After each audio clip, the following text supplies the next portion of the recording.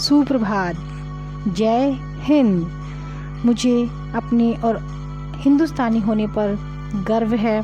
मेरे भारत में आज बच्चे बच्चे में अपनी भारत भूमि के लिए बलिदान की भावना कूट कूट कर भरी है। हम कह सकते हैं खुश नसीब हैं वो वतन पर कुर्बान हुए, जो तिरंगे में लिपट ज़िंदगी से आज़ाद हुए। मर कर भी अमर हो गए हो, साधारण मनुष्य से शहीद की शहादत हो गई। बेटा, इस आज़ादी की जंग में लोगों ने अपनी जान की कुर्बानी देकर हमें देश को स्वतंत्र करवाया। हमारे देश में विभिन्नताएं हैं, लेकिन फिर भी एकता है। हिंदू, मुस्लिम, सिख, ईसाई सब ने मिलकर अपनी स्वतंत्रता की लड़ाई लड़ी थी और आज हम स्वतंत्र देश में सांस ले रहे हैं और इस आज़ादी का हमें पूर्ण रूप से सम्मान करना है। अपने देश को उन्नति और शिखर तक आगे ले जाना है। जय हिंद। इसी के साथ संबंधित आज हमारा पाठ भी है, दिए जल उठे। ये पाठ हमारे मधुकर उपाध्याय जी द्वारा एक संस्मरण है, जिसके अंदर हम आज़ादी से संबंधित ही पढ़ेंगे। और इन्होंने जो दिए जल उठे का नाम दिया है वो इसीलिए है कि वो दिए उनके मरने के बाद जो दिए जले और हमें आज़ादी मिली है, इसके अंदर छोटा सा उन्होंने एक संस्मरण दिया है, जिसके अंदर वल्लभ भाई पटेल, गांधी जी और हमारे जवाहरलाल नेहरू जी की एक छोटा सा जो उन्होंने कामदंडी यात्रा जब हुई, उनकी गिरफ्तारी हुई, उसके बारे में वर्णन किया है। आओ चले पढ़ें इस पाठ में। वो कहते हैं कि एक बार वल्लभ भाई पटेल जो है दंडी यात्रा की तैयारी के सिलसिले में रास पहुँचे और उन्होंने लोगों से आग्रह कर गया, वहाँ पे मतलब इकट्ठे करके उनको तो 2 शब्द कहे वहाँ पर। अपने देश को जागरूक करने के लिए ही वो ये शब्द कह रहे थे। तभी मजिस्ट्रेट ने वहाँ पर निषेधाज्ञा लागू कर दी। निषेधाज्ञा यानी किस चीज़ के लिए? मनाही है, ये चीज़ यहाँ पर नहीं हो सकती, आप ये चीज़ यहाँ नहीं करेंगे। किसी चीज़ के भी मनाही के आदेश शुरू हो जाते हैं कि यहाँ खड़े होकर भाषण नहीं दे सकते, यहाँ 10 आदमी नहीं खड़े हो सकते। इस तरह की निषेधाज्ञा वहाँ पर लागू कर दी गई। अब पटेल को गिरफ्तार कर लिया गया इस बात के लिए कि आप यहाँ खड़े होकर नारेबाजी कर रही हो। तो इसी चक्कर में क्या है, स्थानीय कलेक्टर जो शिलड़ी ने उन्हें गिरफ्तार जो है इस मामले में करवाया था। फिर वो बोरसद की अदालत में पटेल ने जब उनको वहाँ ले जाया गया तो पटेल जी ने वहाँ पर अपना अपराध स्वीकार कर लिया। कहा कि ये मेरा अपराध है, मैं मानता हूँ कि मैं अपने देश के लिए, आज़ादी के लिए निरंतर आगे बढ़ता रहूँगा। अब जो जज है उन्होंने उन पर 500 रुपये जुर्माना लगाया और 3 महीने की जेल की सज़ा भी सुनाई। सिर्फ किस लिए? क्योंकि वो अपने देश को जागरूक करने के लिए और आज़ादी के लिए संघर्ष कर रहे थे, उन्हें समझा रहे थे। गांधी जी को साबरमती आश्रम में सूचना दी गई। वो दौड़े दौड़े वहाँ से निकले, क्षुब्ध रह गए कि ये क्या हुआ, उन्हें क्यों गिरफ्तार किया गया। अब जो है जेल जो है रास्ते में ही, साबरमती आश्रम पड़ता था जेल जाने के रास्ते में ही, तो वहाँ पर जो है गांधी जी भी बाहर आए और उनसे मिलने के लिए आश्रम से बाहर आए। उनके अलावा आश्रम में रहने वाले जितने भी हमारे आश्रमवासी थे वो सब सड़क पर निकलकर बाहर आ गए, क्योंकि वो पटेल जी को से भी बहुत अधिक प्रभावित थे। और वहीं पर उनकी पटेल और गांधी जी जो हैं दोनों की संक्षिप्त एक छोटी सी भेंट हुई बाहर जेल में जाने से पहले और उनके बाहर आने पर। पटेल जी ने उन्हें सिर्फ यही कहा कि कार में जब उनको बिठाया गया तो वो कहते हैं, गांधी जी मैं चलता हूँ, अब आपकी बारी है। पटेल की गिरफ्तारी से देश भर में प्रतिक्रियाएं होने लगी। मनमोहन मालवीय ने केंद्रीय असेंबली में भी ये मुकदमा जो है बिना चलाए गिरफ्तारी का विरोध किया कि इनको गिरफ्तार क्यों किया गया, इनका कोई गलत कसूर नहीं था।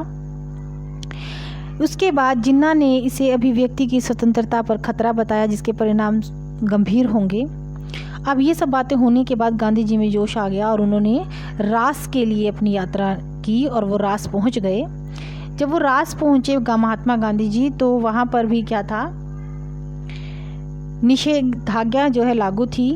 और जब उन्हें दंडी यात्रा करने के लिए लोगों को उन्होंने इकट्ठा किया था, दांडी कूच या दांडी यात्रा हम कह सकते हैं, उनकी जगह अगर ये सोच लिया गया था पार्टी में कि अगर गांधी जी को गिरफ्तार कर लिया गया तो इनकी जगह जो है अब्बास तैयब जी जो थे वो तैयार थे दंडी यात्रा के लिए। हमारे जो उस समय स्वतंत्रता संग्राम में आंदोलन जब हम आज़ादी के लिए लड़ रहे थे बेटा, तो हिंदू मुस्लिम एक होकर लड़ रहे थे। ऐसा नहीं था कि एक ही धर्म के लोग लड़ रहे थे। एकता के साथ लड़े थे, तभी आज़ादी मिली। वहाँ गांधी जी का भव्य स्वागत किया। उन्होंने अपने भाषण में दरबार गोपाल दास और रविशंकर महाराज के त्याग की प्रशंसा की। 21 मार्च को उन्होंने साबरमती के तट पर अखिल भारतीय कांग्रेस कमेटी की बैठक होने के लिए वहाँ पर होनी थी उनकी। उससे पहले नेहरू जी से वो मिलना चाहते थे। गांधी जी ने जवाब भेजा कि दांडी कूच की तैयारी की गई है, इसलिए मिलना है तो मछुआरों के कंधों पर उन्हें बैठकर आना होगा, नदी पार करके। ऐसे तो वो मुझे नहीं मिल सकते, आपको इतनी कठिन यात्रा जो है नदी की जो है वो धारा की है, वो मछुआरों के साथ पार करके मेरे तक आना होगा। अब जो है वल्लभ भाई की गिरफ्तारी के कारण लोगों के अंदर बहुत अधिक स्वाभाविक प्रतिक्रियाएँ हो गई थी। अनेक पुश्तैनी मुखिया और पटेल गांधी जी को अपना इस्तीफ़ा सौंप चुके थे, क्योंकि वल्लभ भाई की गिरफ्तारी के बाद लोगों ने सरकारी पदों से जो है त्याग पत्र देना शुरू किया था। और गांधी जी के भी उन्होंने अपना इस्तीफ़ा सौंप दिया था कुछ ने कि क्यों इन्हें गिरफ्तार किया गया, और इसके खिलाफ आंदोलन शुरू हो गया।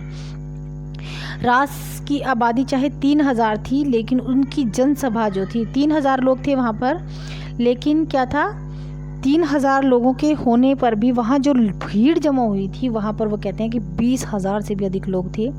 वहाँ पर गांधी जी ने भाषण में कहा कि वल्लभ भाई की गिरफ्तारी ऐसी ही नहीं हुई है, जनसेवा आप लोगों की सेवा के कारण करते हुए हुई है। अंग्रेज़ सरकार जो है शोषण का जो है उसका बढ़ता हुआ ये जो रूप है उसको दबाने के लिए वल्लभ भाई जी ने जो अपनी आवाज़ उठाई तो उन्हें गिरफ्तार कर लिया गया। अब वो कहते हैं कि अंग्रेज़ी सरकार ने खुली लूट मचा रखी है और अंग्रेज़ों की नौकरी हमें त्यागनी होगी। हम भारतीय हैं, हमें स्वदेशी अपनानी होगी और विदेशी को त्यागना होगा। उन्होंने कहा कि इसे अपनी नौकरियों से इस्तीफ़ा दे और भारतीय आंदोलन में सहयोग दें। उन्होंने सरकार को खुली चुनौती दे दी, अंग्रेजी सरकार को, कि कहा कि हाँ मैं राजद्रोही हूँ, मैं इसे अपना धर्म मानता हूँ, इसके लिए तो मुझे काला पानी या फांसी की सज़ा भी मिलनी चाहिए। अब वो कहते हैं महात्मा गांधी जो है जो कानपुर पहुंचने की बात हो रही है, सारे जो मंत्रिमंडल हैं वो सब सत्याग्रही रात के 6 बजे चले और 8 बजे वो कानपुर पहुंचे। वहाँ 105 वर्ष की एक बुढ़िया ने गांधी जी के माथे पर तिलक लगाया और उन्हें स्वराज लेकर वापस आने के लिए कहा कि तुम्हें अपना स्वराज्य जो है वापस लाना होगा। गांधी जी ने उनको आश्वासन दिया और कानपुर की जनसभा में उन्होंने कहा कि इस राज में राजा से लेकर रंक तक सभी बहुत दुखी हैं, यहाँ ये राक्षसी राज है, राज संहार हमें करना होगा। और इसके लिए वो आगे बढ़ते गए। जहाँ वो जा रहे थे, जिस रास्ते से जा रहे थे वो रेतीले सड़कें थी, कोई सड़क की व्यवस्था नहीं थी, आने जाने के उनके पास साधन नहीं थे। इसके बावजूद गांधी जी से सब लोगों ने आग्रह किया कि वो कार से यात्रा करें या किसी साधन से जाएं। उन्होंने कहा धर्म यात्रा में, महात्मा गांधी जी कहते हैं कि ये धर्म यात्रा है, मैं इसमें जहाज़ मोटर या बैलगाड़ी में बैठकर नहीं करूँगा, धर्म का पालन करूँगा। धर्म का लाभ तभी मिलेगा जब मैं रास्ते का कष्ट सहन कर कर अपनी सच्ची यात्रा को प्राप्त करूँगा। अब क्या है, जो सभी हैं महात्मा गांधी और इनके साथ जो सहयोगी हैं वो सभी ब्रिटिश शासकों को ये लगता था उनके खिलाफ कि गांधी और उनके सत्याग्रही जो हैं मही नदी के किनारे पहुंचकर जो है नमक कानून ना तोड़ दें। लेकिन क्या हुआ था, इसलिए वहाँ पर से उन्होंने सारा जो नमक था वो पहले ही हटा दिया, वहाँ के जो भंडार लगे थे नमक भंडार वो हटा दिए थे। कनकापुर के भाषण के बाद अब यात्रा जो है समाप्त हो जानी चाहिए थी, लेकिन वहाँ पर महात्मा गांधी और सभी सहयोगियों ने तय किया कि नदी को आधी रात के समय तब पार किया जाएगा जब नदी में समुद्र का पानी चढ़ जाएगा। इसलिए गांधी जी ने और उनके सभी सहयोगियों ने आधी रात को जब 10:30 बजे अंधेरी रात में जब दलदली ज़मीन पर उनको चलकर उसे पार किया सभी लोगों ने गांधी जी को कहा भी कि आप अगर चाहें तो, क्योंकि शरीर से दुबले पतले थे वो चाहते थे कि वो कंधे पर बिठाकर उन्हें बाहर पार कराएं, परंतु महात्मा गांधी जी ने साफ मना किया और कहा कि यह धर्म यात्रा है, चलकर ही पूरी करूँगा। मही नदी के तट पर अंधेरे में ऐसा लग रहा था जैसे मेला सा लगा हुआ हो। वहाँ पहुँचे तो वहाँ जाकर देखा कि भजन मंडलियाँ गीत गा रही थी, दांडिया रास के निपुण दरबार गा रहे थे वहाँ पर। और क्या गा रहे थे वो, देखो गांधी का दांडिया रास सरकार का नाश, देखो विट्ठल का दांडिया रास दांडिया राज सरकार का नाश।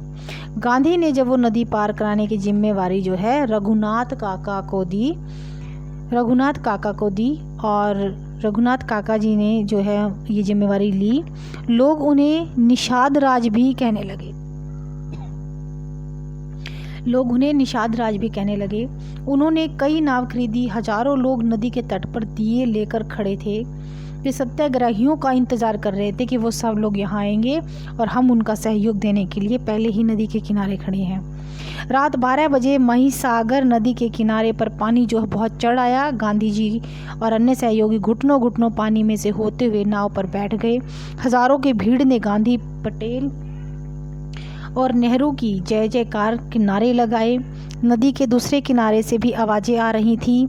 आगे फिर से 1.5 किलोमीटर पानी और कीचड़ था। गांधी इस कठिन रास्ते को पार करके 1 बजे उस पार पहुँचे। लोग अभी भी अन्य सत्याग्रहियों की इंतज़ार में लोग जो हैं खड़े हुए थे। तो देखिए बेटा, कैसे महात्मा गांधी और वल्लभ भाई पटेल और अन्य सहयोगियों ने मिलकर इस पाठ के अंदर एक छोटा सा जो है सारांश दिखाया गया है, संस्मरण थोड़ी सी एक बात का बताया गया है, कैसे कठिनाइयों से अपने देश को आज़ाद करवाया है। तो इसलिए बच्चों, हमारी भी यही जिम्मेवारी है कि हमें एक अच्छे नागरिक की तरह अपने देश की स्वतंत्रता को संभाल कर रखना चाहिए। जय हिंद।